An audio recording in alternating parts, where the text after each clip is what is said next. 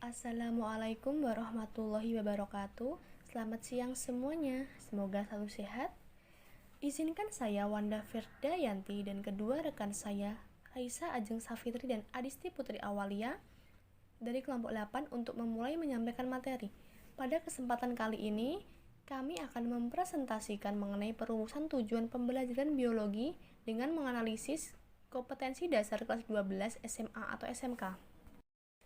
Cakupan materi kali ini adalah yang pertama, pengertian tujuan pembelajaran. Yang kedua, merumuskan tujuan pembelajaran. Yang ketiga, format ABCD dalam merumuskan tujuan pembelajaran. Yang keempat, analisis kompetensi inti dan kompetensi dasar biologi SMA kelas 12 dalam merumuskan tujuan pembelajaran. Untuk yang pertama, pengertian tujuan pembelajaran. Kegiatan menyusun rencana pembelajaran merupakan salah satu tugas penting guru dalam memproses pembelajaran siswa.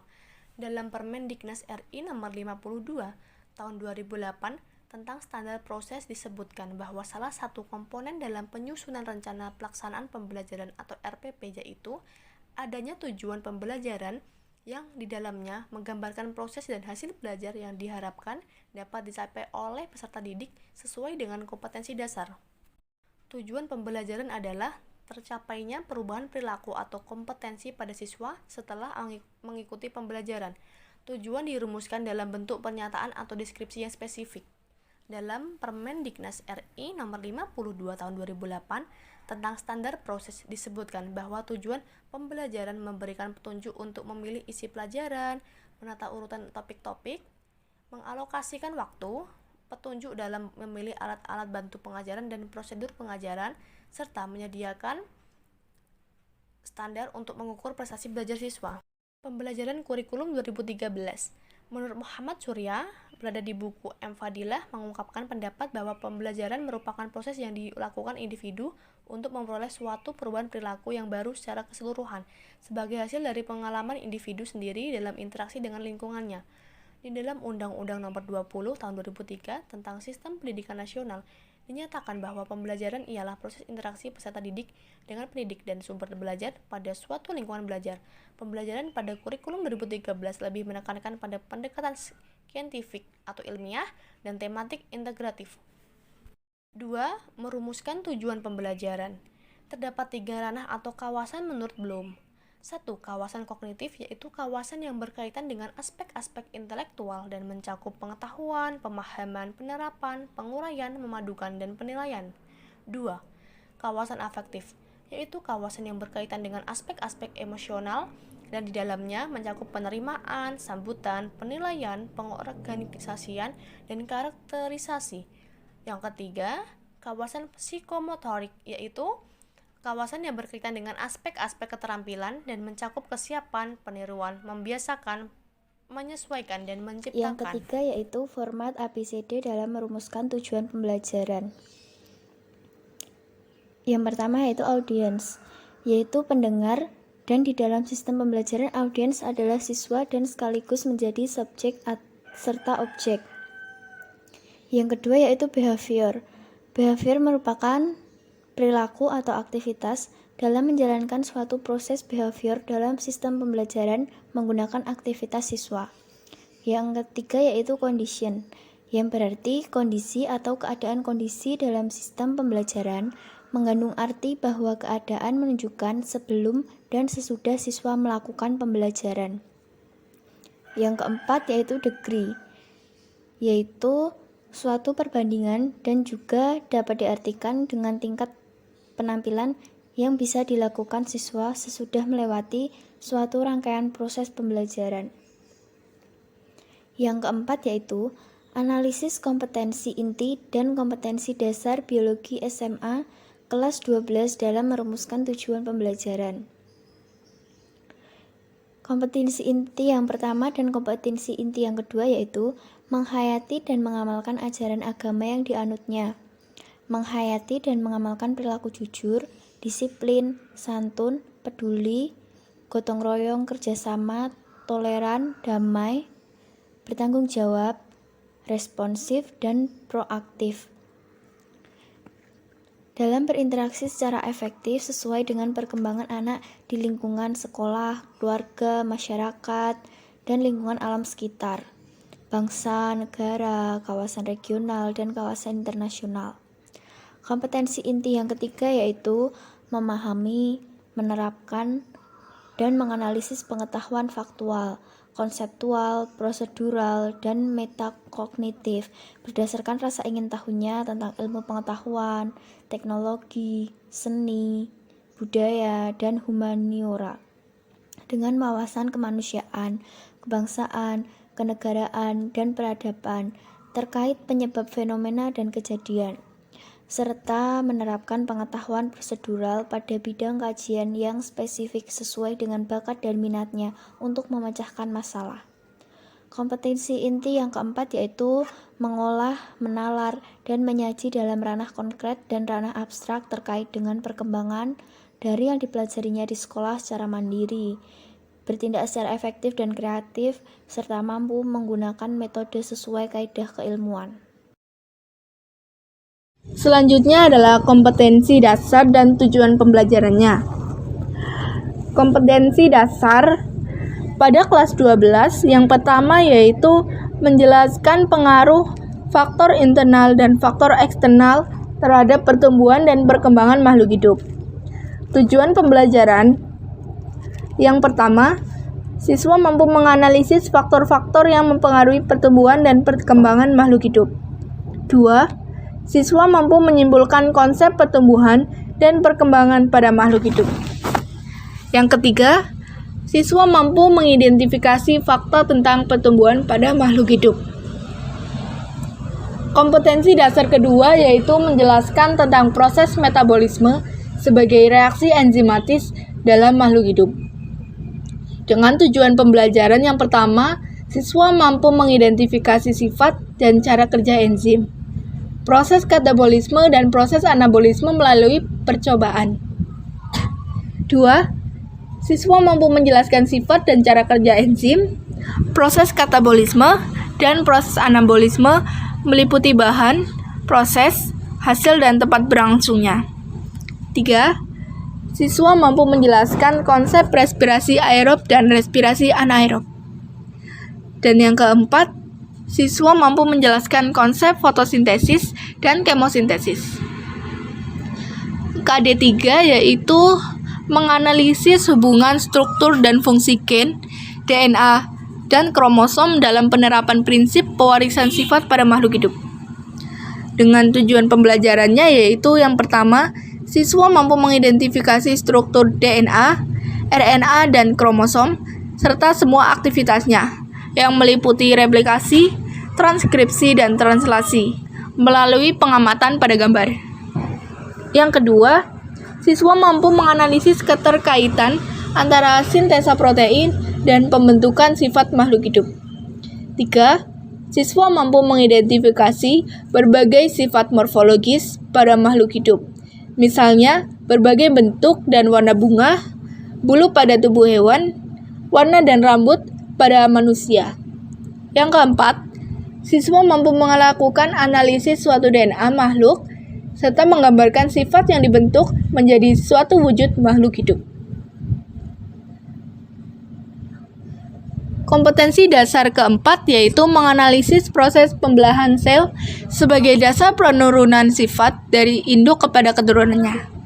Dengan tujuan pembelajaran yang pertama yaitu siswa mampu mengklasifikasikan informasi tentang mitosis dan meiosis meliputi tujuan, proses atau tahapan, hasil, tempat berlangsung melalui studi literatur. Siswa mampu mengkaitkan hubungan antara pembelahan mitosis dan meiosis atau gametogenesis dengan penurunan sifat dari induk kepada anaknya melalui pengamatan gambar. Dan yang ketiga yaitu siswa mampu menyimpulkan tentang persamaan dan perbedaan antara mitosis dan meiosis, oogenesis dan spermatogenesis, serta pembentukan sifat pada anak gabungan sifat yang dibawa oleh kedua jenis gamet orang tuanya. KD kelima yaitu menerapkan prinsip pewarisan sifat makhluk hidup berdasarkan hukum Mendel. Tujuan pembelajarannya yaitu 1. Siswa mampu memahami pewarisan sifat menurut hukum Mendel dan penyimpangan semu hukum Mendel serta istilah-istilah seperti alel, genotip, fenotip, dan gamet melalui studi literatur. Yang kedua, siswa mampu mengidentifikasikan keanekaragaman gen dan jenis pada lingkungan sekitar, seperti lingkungan keluarga, teman, sekolah, tetangga, dan lain-lain.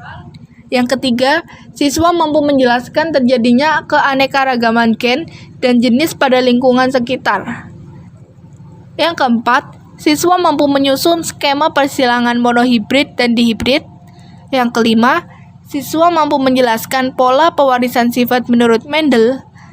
Dan yang keenam, siswa mampu menyimpulkan tentang persilangan menurut pola Mendel dan penyimpangan semu hukum Mendel.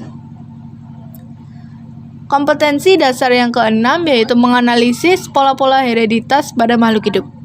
Tujuan pembelajarannya yaitu 1. Siswa mampu menyimpulkan pola pewarisan sifat non-Mendelian didasarkan pada hasil pengamatan adanya kenyataan sifat-sifat pada anak yang tidak sama atau menyimpang dari kedua orang tuanya.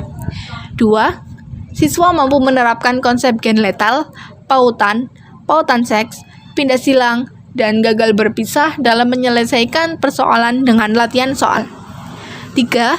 Siswa mampu mengkaitkan adanya perbedaan variasi dalam satu keturunan dengan pola pewarisan sifat Mendel. Dan yang keempat, siswa mampu menyimpulkan bahwa ada pewarisan sifat non-Mendelian. KD ketujuh yaitu menganalisis pola hereditas pada manusia. Dengan tujuan pembelajaran 1. Siswa mampu memahami peta silsilah Ratu Victoria dan mengkaitkan dengan pola-pola penurunan sifat hereditas.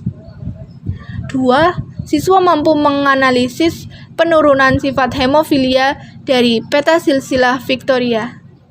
3. Siswa mampu menyimpulkan tentang penurunan sifat-sifat pada makhluk hidup yang berupa golongan darah, cacat dan penyakit, serta jenis kelamin. Yang keempat, siswa mampu menerapkan konsep penurunan sifat, penyakit menurun, dan golongan darah, serta jenis kelamin dalam menyelesaikan persoalan. 5. Siswa mampu menjelaskan mekanisme pewarisan sifat menurun. Yang kelima, siswa mampu menjelaskan mekanisme pewarisan penyakit menurun dan golongan darah. Dan yang keenam, siswa mampu merancang peta silsilah keluarga. KD 8 yaitu menganalisis peristiwa mutasi pada makhluk hidup. Tujuan pembelajarannya yaitu yang pertama, siswa mampu menjelaskan tentang mutasi berdasarkan pengamatan gambar mutan pada tumbuhan, hewan, dan manusia. Yang kedua, siswa mampu menganalisis mekanisme dan penyebab mutasi yang mencakup proses, faktor penyebab, hasil, dan dampak mutasi yang menyebabkan timbulnya variasi dan kelainan pada makhluk hidup. Yang ketiga, siswa mampu menganalisis dampak positif dan negatif mutasi dan mempresentasikan hasilnya. Kompetensi dasar ke-9 yaitu menjelaskan teori, prinsip, dan mekanisme evolusi serta pandangan terkini para ahli terkait spesiasi. Tujuan pembelajarannya yaitu 1. Siswa mampu menjelaskan teori-teori asal-usul makhluk hidup dihubungkan dengan pohon filogeni makhluk hidup. 2. Siswa mampu memahami fenomena variasi morfologi, misalnya variasi bentuk paruh burung finch, cakar berbagai burung, warna sayap ngengat, biston betularia, sayap kumbang kelapa dari Manado. Dan yang ketiga, siswa mampu mengkaitkan hubungan antara variasi dengan proses mutasi dan kompetisi serta adaptasi. Tujuan pembelajaran keempat yaitu siswa mampu mengkaitkan terjadinya variasi makhluk hidup sebagai dasar terjadinya proses evolusi. Dan tujuan pembelajaran kelima yaitu siswa mampu menyimpulkan hasil kajian tentang teori evolusi. Selanjutnya, kompetensi dasar yang ke-10, yaitu menganalisis prinsip-prinsip bioteknologi dan penerapannya sebagai upaya peningkatan kesejahteraan manusia. Dengan tujuan pembelajaran yang pertama, siswa mampu mengidentifikasi berbagai produk-produk bioteknologi melalui pengamatan gambar. 2. Siswa mampu menjelaskan tentang bioteknologi yang meliputi bahan, proses, produk, dan dampaknya. Yang ketiga, siswa mampu merencanakan pembuatan produk bioteknologi konvensional. Yang keempat, siswa mampu mensimulasikan DNA rekombinan dengan menggunakan puzzle.